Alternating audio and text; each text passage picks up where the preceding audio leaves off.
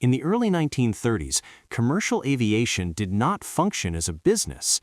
Airlines existed, routes existed, and aircraft existed, but profitability did not.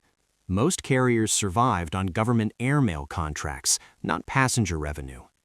Aircraft like the Ford Trimotor, Fokker F-7, and Boeing 247 were technological steps forward, but they were still fragile, slow, and operationally restrictive. Flights were canceled frequently, payloads were light, schedules were aspirational rather than reliable. For most passengers, flying was an experiment, not transportation. By 1933, the situation was becoming critical. In the United States, the Airmail Act had destabilized airline finances. Carriers such as United Airlines, American Airways, Eastern Air Transport, and TWA were operating aircraft that barely covered costs, even with subsidies. Aircraft ranges were limited, forcing frequent stops. Cabins were unpressurized, noisy, and uncomfortable. Load factors were low, not because demand didn't exist, but because the system could not support dependable service. Aviation had not yet crossed the threshold of novelty to infrastructure. Douglas Aircraft Company entered this environment under pressure. TWA President Jack Fry needed an aircraft that could fly coast to coast with fewer stops, carry a meaningful number of passengers, and do it reliably enough to publish and keep a schedule. The result was the DC-1 prototype in 1933, followed quickly by the DC-2. These aircraft demonstrated the concept, but they were not the breakthrough. That came in 1935 with the Douglas DC-3. The DC-3 was not revolutionary because of a single innovation. It was revolutionary because it balanced every variable that mattered. Powered by Pratt & Whitney R1830 twin Wasp radial engines, producing around 1,200 horsepower each, the aircraft could cruise at roughly 180 to 200 miles per hour while carrying 21 to 28 passengers, nearly double the payload of most competitors. Its all-metal stressed skin construction delivered durability without excessive weight. Its wing loading, control harmony, and structural margins made it forgiving to fly and tolerant of abuse. Most importantly, the DC-3 could make money on passengers alone. For the first time, airlines were no longer dependent on mail contracts to survive. American Airlines quickly proved this by configuring the DC-3 with sleeper berths for its flagship overnight services. United and Eastern followed with high-density daytime layouts. TWA standardized the aircraft across its network. Load factors rose, dispatch reliability improved, maintenance cycles stabilized. Aviation stopped being speculative. Operationally, the DC-3 rewrote airline planning. Its range, over 1,500 miles, reduced stop frequency. Its ability to operate from relatively short, unimproved runways allowed route expansion beyond major cities. Its systems were simple enough to be maintained without specialized facilities, yet robust enough to support high utilization. Airlines could now think in terms of networks rather than isolated routes. By the late 1930s, the impact was unmistakable. Passenger numbers surged, published timetables became credible. Flying shifted from airmail with passengers to passenger transport as the primary product. When World War II began, the design's utility was confirmed on a global scale through the C-47 Skytrain, which proved capable of operating in environments far harsher than any airline would tolerate. After the war, thousands of these aircraft re-entered civilian service, accelerating global aviation development by decades. The DC-3 did not merely improve aviation economics, it resolved them. It aligned performance, reliability, cost, and infrastructure in a way no aircraft before it had managed. Once that balance was achieved, aviation could scale. By the late 1940s, aviation technology was moving fast. Pressurization, higher speeds, and jet propulsion were already on the horizon. And yet, the DC-3 refused to leave the stage. Not because it was protected, and not because it was sentimental, but because structurally and operationally it occupied a space no replacement could fully claim. The DC-3's systems philosophy was deliberately conservative. Hydraulic systems were minimal. Electrical loads were low. Flight controls were direct and mechanical. There were no pressurization cycles stressing the fuselage, no complex environmental systems to fail, and no dependence on ground-based support equipment. This simplicity was not a limitation, it was a design choice that made the aircraft tolerant of inconsistency, uneven fuel quality, variable maintenance standards, and harsh operating environments. Infrastructure requirements were equally forgiving. The DC-3 was designed around the realities of 1930s airfields, short runways, grass strips, gravel surfaces, and limited lighting. With large, low-pressure tires and robust landing gear, it could operate repeatedly from surfaces that would ground newer aircraft. In practice, this meant the DC-3 did not require an airport in the modern sense. It required cleared ground. Maintenance was where this design philosophy became decisive. The Pratt & Whitney R1830 was widely produced, well understood, and mechanically accessible. Field repairs were feasible with basic tooling. Components were modular, interchangeable, and overbuilt. In regions without hangars, depots, or specialized technicians, the DC-3 could still be kept flying.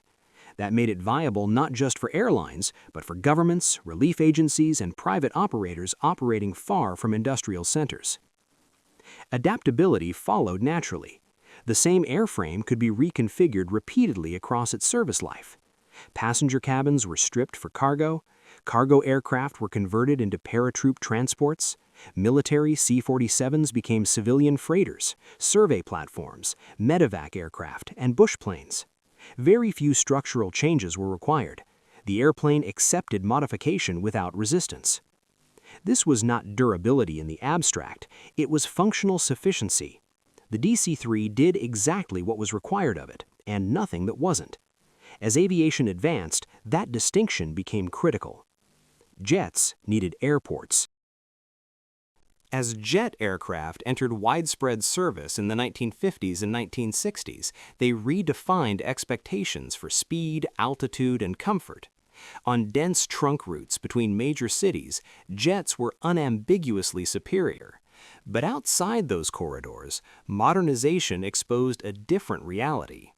In large portions of the world, jets did not replace the DC-3, they bypassed it. Remote regions were the first fault line.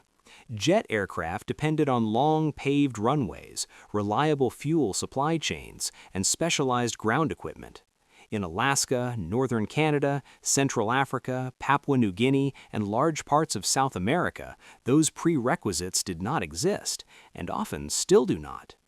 The DC-3, with its low takeoff speeds and rugged landing gear, could operate into villages, mining camps, and improvised airstrips where a jet simply could not land. Modernization, in these cases, offered no substitute. Low-volume routes revealed a second limitation.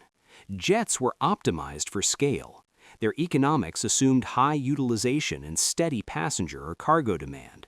The DC-3 operated profitably, or at least sustainably, on thin routes where loads were unpredictable and margins were narrow. Its operating costs were linear and forgiving. If demand dropped, the aircraft did not collapse under its own financial weight. Jets, by contrast, were unforgiving when underutilized. Harsh climates compounded the problem. Cold weather, dust, humidity, and minimal shelter punished complex systems. Early jets, and even many later designs, required controlled environments to maintain dispatch reliability.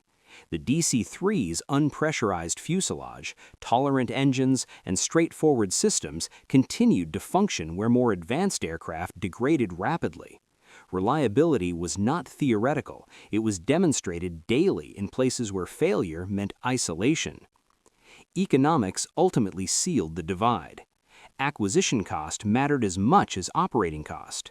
A used DC-3 could be purchased for a fraction of the price of even the simplest jet or turboprop. For many operators, especially in developing regions, capital constraints mattered more than efficiency charts. An aircraft that could be bought outright, maintained locally, and flown indefinitely was more valuable than one that promised lower cost per seat mile under ideal conditions. Turboprops came closer than jets, but they still failed to fully displace the DC-3. They reduced runway requirements and improved efficiency, but they reintroduced complexity and cost. Certification standards rose, maintenance demands increased.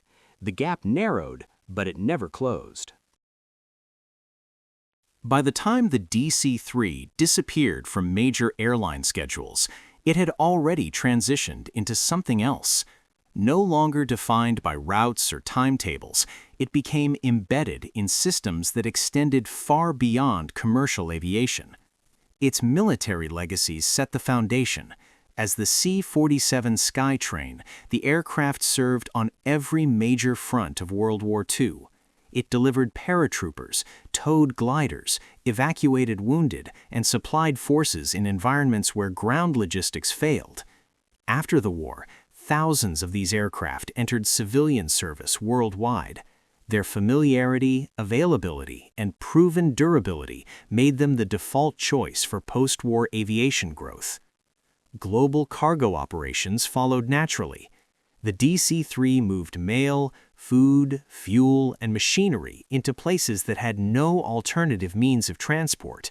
In many regions, it connected isolated communities to national economies. Its role was not optional, it was structural. Humanitarian and utility roles extended that legacy. Relief agencies, medical organizations, and governments relied on the aircraft for disaster response, medevac operations, and infrastructure support. When roads washed out or never existed, the DC-3 remained viable. Its value was measured not in efficiency, but in reach. Certification and regulation, which ended the careers of many older aircraft, failed to eliminate it. Operators adapted. Airframes were rebuilt, systems were upgraded. Some DC-3s received turboprop conversions, modern avionics, reinforced structures, and extended service life programs. The aircraft evolved without losing its core function.